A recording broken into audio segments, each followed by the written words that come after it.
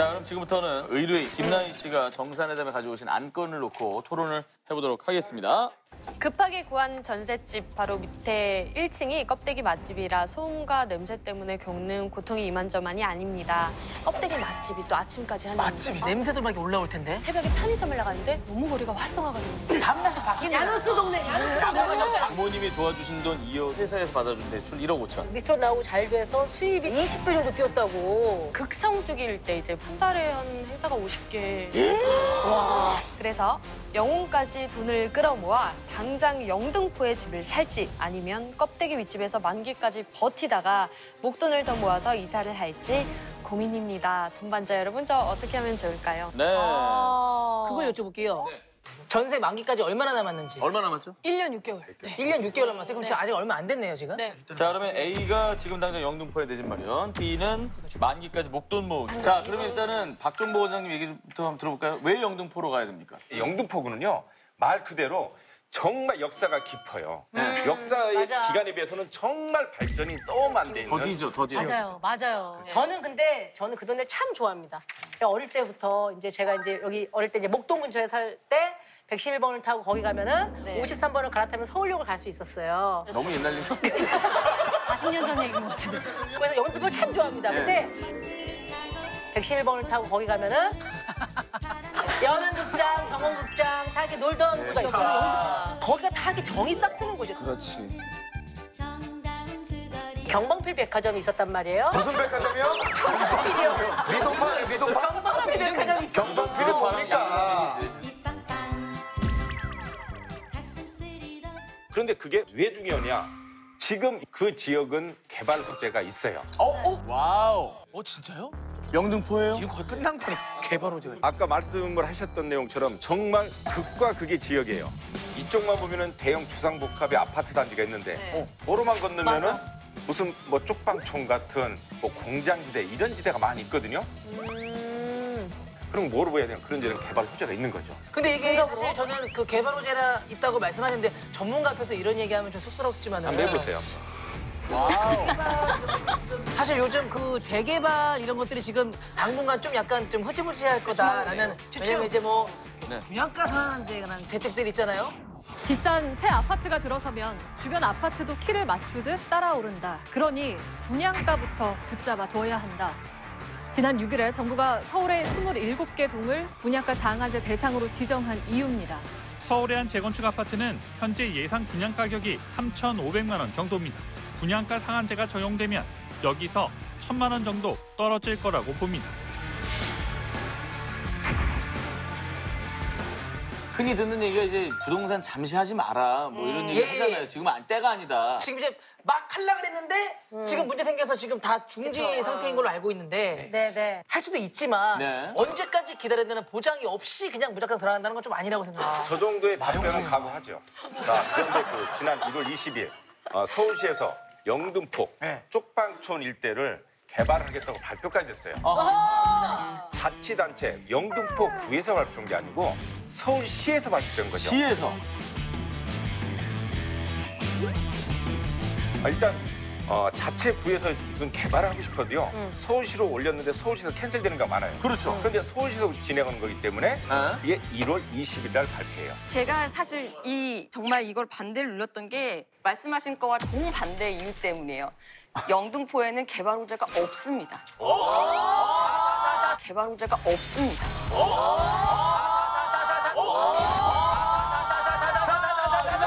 재밌는 싸움이 되겠구만. 호뚜루 맞뚜루 싸워라. 확실한 거야? 박종복 씨가 이렇게 수세보지는 처음 봐. 내 그렇게 될 줄 알았다, 내가. 일단 부동산에서 개발 호재란 무엇인가를 정확히 아셔야 돼요. 정확히 모른다. 부동산에서 개발 호재라는 거는 강남과의 접근성이 좋아지는 철도라든지 안 그러면 지하철이든지 도로가 뚫려야 되거든요. 근데 현재 부동산에서 가장 큰 호재는 GTX A, B, C 노선이에요. GTS. GTS, 수도권 광역 열차 세 개가 있어요. 그걸 뚫리는데 영등포는 강남 지나가는 노선이 하나도 없어요. 아이고야. 그래서 제가 영등포 좋은 지역이라고 생각하고요. 정감 있는 동네라는 건 인정을 할게요. 네. 그 동네도 또 취향이 있을 수 있으니까요. 근데 그냥 내가 그냥 그냥 영등포가 마음의 고향이야 이런 식으로 접근하면은 재테크적으로는 안 되는 거죠. 들어갔을 때 샀을 때 올라야 되잖아요. 네. 오를 가능성이 낮다라는 거고요. 올라봤자 완만하다. 네. 영등포 지금 우리 성 기자님은 무조건 지금 약간 강남권과의 연결고리를 얘기하시는데 네네. 서울시 자체는 이제는 전체적으로 강남이 됐어요.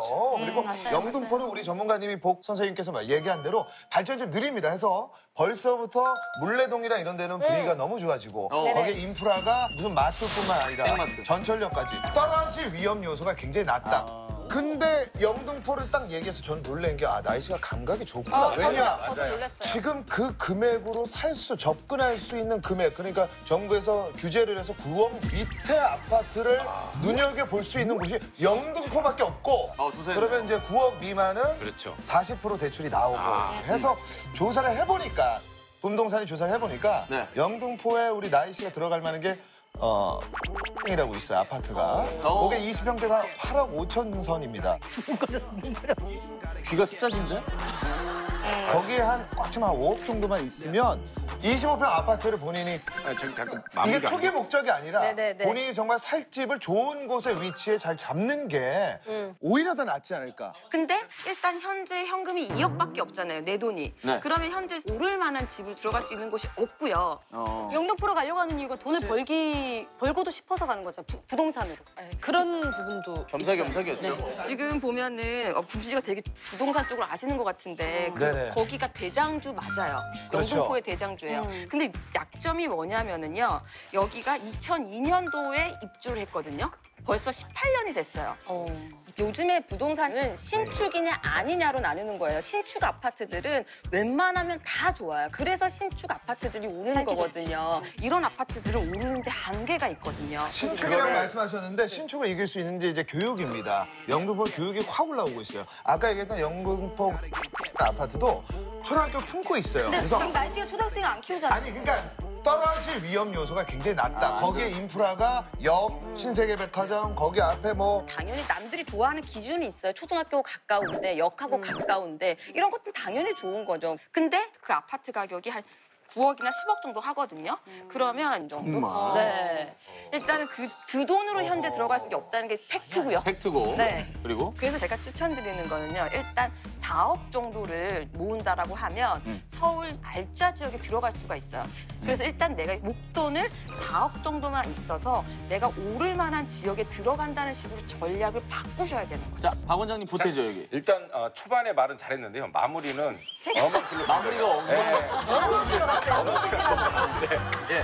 자, 지금 그 가지고 있는 예산부터 보자고요. 자본금이 2억이에요. 네. 그다음에 회사에서 1억 5천을 빌려줬죠. 아하. 자, 영등포구 같은 경우는 평당 평균 아파트 가격이 한 2,600만 원 정도예요. 그렇죠. 아직 3천이 안 되는 거예요? 안 되죠. 자, 그러면은 20평형대를 산다. 그러면은 6억 미만으로 살 수 있다는 얘기예요. 그래서 대출을 한 2억 5천 정도만 받으면은 6억 미만의 아파트를 본인이 구입할 수 있다. 지금 나이 씨 같은 케이스가 사실은 굉장히 많은 케이스인데 왜 발생되는지를 근원적으로 생각해 보면은 수익이 갑자기 20배가 늦었죠. 한 1년 정도 네. 좀 안 되게. 그러면은 사실은 내가 돈을 많이 벌지만 내가 쌓아둔 돈은 별로 없어요. 근데 나는 지금 수익이 올라갔기 때문에 예전 집보다 내 눈높이가 약간 올라가 있습니다. 그러니까 이사를 가고 싶은데 요거보다 한 티어 정도 가까스로 높여서 가게 되는데 1년 반 남으셨죠. 수익이 20배가 늘은 상태에서 1년 반이면은 아마 제 생각에 이거보다 또 한 티어가 충분히 올라간 집으로 갈 수가 있는 기회가 있고 결정적으로 지금 먼저 간다 그러면 분명히 또 조금 있으면은 내 수익이 미뤄봤을 때 또 마음에 안 드실 거예요. 그럼 그때 또 이사를 해야 되는데 이거는 완전히 중복인 거고 아니 그럼 돈이 쌓이는데 1년 6개월 있다 집값 오르네요. 돈이 쌓이 저희는 오늘 퇴근해도 될 것 같은데요.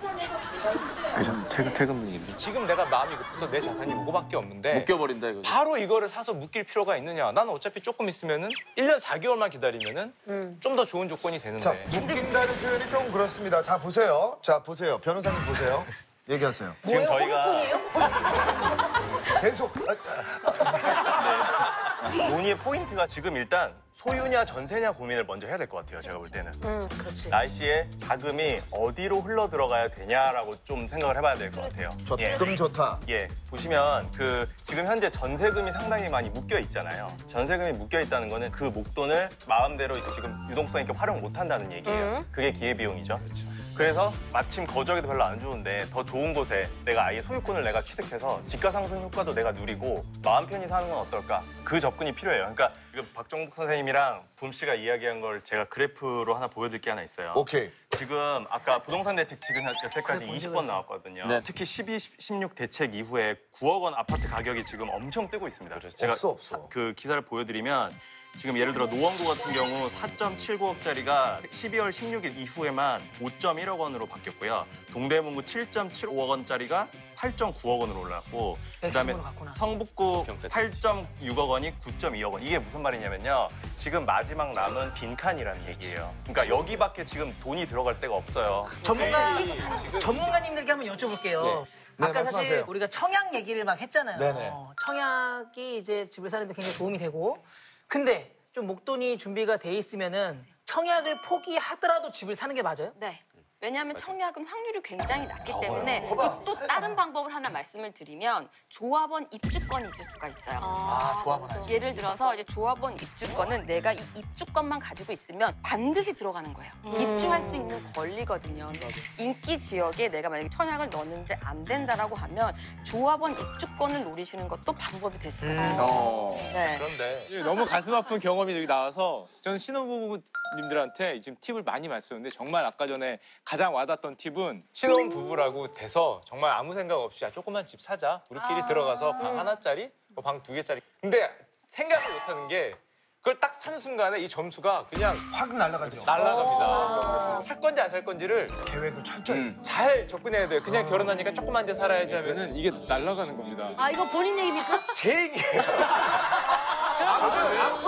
아픈 사연이에요. 그럼 인정. 저는 옥탑, 진짜 5층. 맨 처음에 5층 맨 위에 있는데 그걸 한번 샀다가 점수.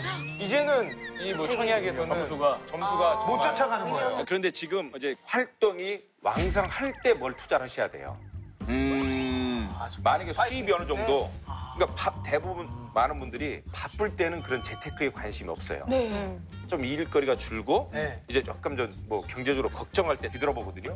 우리 그 복 선생님 얘기한 대로 뭔가 에너지가 있을 때 집을 구매하면 그게 또 동기부여가 돼서 그걸 갖기 위해서 더 열심히 행사를 또 하고 더 한 번 더 웃을 거 더 크게 웃게 되고 한 번 꺾을 거 두 번 꺾게 되고 그래서 에너지가 들어왔을 때 지금 사는 게 맞다. 제가 사지 말라는 게 아니에요. 지금 보면은 전세를 1년 4개월 남은 거를 포기해야 돼요. 그럼 제가 전세 복비가 돼야 되고 저쪽 집을 또 취득해야 돼요. 그러다가 2년 뒤에 내가 위로 가려면은 그 집을 또 팔고 또 취득해야 돼요. 심지어 전매 제한, 전매 제한. 계속 하면은 그런데 지금 이제 그 재테크 하신 거 보니까 재테크 일단 뭐 청약을 뭐 잘못했다. 그러니까 지금 옥탑. 그러니까 그 제 얘기였나요? 네. 지금 사실 이렇게 좀 붐씨 얘기가 슈카. 붐씨 얘기가 정확합니다. 우리가 전문 용어로 이제 물 들어올 때 노조라고 그러죠. 네. 활발하게 활동하니까 1, 2년이면은 좀 더 모을 거 아니냐. 지금 회사에서 본인 자본금 2억에 회사에서 1억 5천이라는 대출을 거두고 있잖아요. 이게 크다는 거예요. 회사 1억 5천 활용해야죠. 회사 돈 1억 5천하고 내 돈 2억 있기 때문에 이래서 내가 6억 미만의 집을 접근할 수 있다는 큰 장점이에요. 1년 돼서 1억 5천 벌어서 집값 오르나 안 오르나 오른 거 배 아프면서 가는 것보다 회사에서 1억 5천을 아주 저렴하게 이용이 되는데 그 1억 5천이 없다면 얘기 약간 다르게 볼 수도 있어요. 조건이 좋잖아요. 더군다나. 저는 영등포구는 뭐 정말 그 우리가 마용성 많이 들어보셨죠? 마용성. 현 정부가 들어서고 마용성 중에 용 빼고 마성보다 더 많이 오른 지역이 영등포구예요. 그럼 마영성이라는 거예요? 네이밍이 좋아요. 용이 바뀌었어. 맞아요. 서울시가 25개구거든요. 2020년도 올해 25개구 중에 가장 가격이 많이 오를 거라고 통계 데이터가 나온 게 영등포구가 0.2%예요. 서초구가 0.02, 10배 차이 나요. 영등포. 그리고 서울 전체가 2020년은 0.16. 그런데 영등포구는 0.2가 오른다. 그러니까 가장 높게. 2배죠. 서울시 평균보다 2개. 그러면 원장님은 서울 부동산은 불패란 얘기입니까? 서울은 저는 불패라고. 좀 마음도 아프지만요. 너무 오르지만 어쩔 수 없는 현실이에요. 근데 아무리 뭐 부동산 대책이 나오고 해도 뭐 그래서 떨어졌으면 다행인데 지금 현 정부에서 20번 발표했거든요. 네네. 20번 동안 떨어지질 않았다는. 계속 올랐다. 근데 지금 네. 강남에 금매가 나오긴 했어요. 지난 12월 16일 발표 나고 난 이후에 그리고 또 한 번 또 나왔거든요. 대출을 한 번 더 조정 지역들을 묶는 걸로요.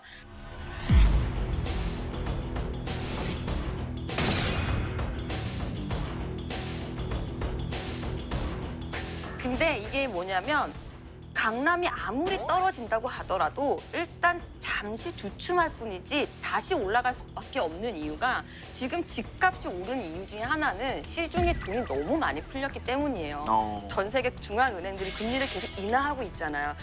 유동성은 계속 풍부해질 수밖에 없는 거거든요. 그 돈이 결국은 강남 간다. 그래서 일단은 이 집값이 떨어지는 것 자체가 사실 힘들 수가 있어요. 아니 근데 이런 얘기가 도움이 될지 모르겠는데 제가 이제 사실 이 정산에 와서 93년도에 드러났던 연금저축이 20%의 수익이 났다가 굉장히 화제가 됐어요. 맞아요. 또 하나 말씀을 드릴게요. 저는 집 조절도 없어요. 제 이름으로 소유된 주택이 없어요. 아 정말? 근데 제가 지금 와서 뭔가 이제 제 이름으로 집이 없다라는 것이 왜 내 집이 없는 서름 약간 이런 거 있잖아요. 그래서 제가 그 옛날 엄마가 너무 빨리 까불지 말고 딴짓하지 말고 너 집 사라 했을 때 엄마 에이 그런 거 아니야. 나는 엄마 집을 내가 진짜 그 몇 억을 그냥 내 밑에 깔고 싶고 싶지가 않아. 난 이걸로 내가 하고 싶은 일을 할 거야, 엄마. 쓸 거야. 라고 했던 그때가 너무 후회가 돼요, 사실. 후회가 돼요. 네. 이거는 진짜 선배로서 진짜로. 들어야 돼. 그래서 최근에 막 들어야 돼. 이 제 일터에 가까운데 뭐 어디 알아보는데 전세도 구하기가 쉽지 않아요. 정말. 동생이랑 너무 올라가 요즘, 요즘 이제 이사가 돼서 이제 월세랑 전세 이렇게 알아보고 있는데 왜 집값이 오르는지 알겠더라고. 진짜로. 없어. 아무것도 없어요? 근데 없어요. 매물이 없어요. 진짜 없어요. 제 27년 경력으로는 서울은 지금 사는 게 낫고 네. 그리고 안 파는 게 남더라. 이게 제 주변 사람들 이렇게 보면은 2017년, 18년에 부동산 가격이 쫙 오르고 작년에도 잘 많이 안 떨어지니까 사람들이 마음이 내년에도 오를 것 같고 이거 못 사면은 1년 반 뒤에 오르면 어떡하지? 너무 마음이 급해요. 지금 안 사면 안 될 것 같은. 근데 지금 당장 상황을 보면은 일단 우리나라 경제를 딱 봐도 그렇게 폭등을 할까라는 생각은 좀 들어요, 일단은. 왜냐하면은 요즘 나가면 사람도 아무도 없어요. 1분기 경제 성장률, 뭐 역성장이 예상된다 뭐 이런 말도 하고 있고 마음이 급할 필요가 그렇게까지 있을까? 그러면은 1년 반 있으면은 지금보다 최소한 3억에서 4억이 올라갈 수 훨씬 있어요. 더 좋은 데 갈 수 있어요. 그러면 훨씬 더 수요가 높은 데를 한 번에 갈 수 그러니까 있는데 지금 집값이 가만히 있지 그렇죠. 않죠. 그게 포인트죠. 3, 4년 뒤면 그 집값은 또 올라요. 그 집값이 가만히 있지 않지. 내려갈 수도 있지. 아니 올라가. 서울 시내 전반적으로 데이터를 뽑아봤을 때 지금 내려간 적이 있습니까? 없어요. 자, 내려간 적 가끔 있어요. 어디요? 얘기해봐요. 자, 증거자료 한번 보시죠. 아니 없어. 잠깐만. 우리가 지금 서울 부동산 가격이 항상 오른다고 생각하는 거는 최근 2, 3년에 굉장히 많이 폭등을 했잖아요. 2010년부터 2015년, 16년까지는 사실은 뭐 별로 안 올랐어요. 오히려 약간 빠져 내려갔었죠. 그러다가 최근에 오르니까 뭐 항상 오른다고 생각하는데 길게 보면 당연히 오릅니다. 길게 보면 당연히 오르는데 그게 과연 내년, 이번 달, 뭐 올해 꼭 오르냐 이거는 정말 알 수 없는 일입니다. 저의 선택은 네.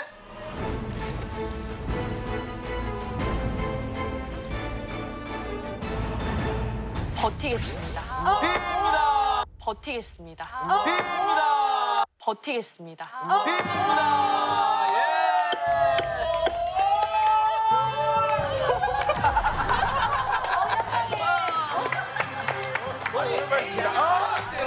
에이, 이게 잘했어요. 좋았잖아. 잘했어. 우리 오늘 좋았는데. 2년 후에 봐요, 2년 후에.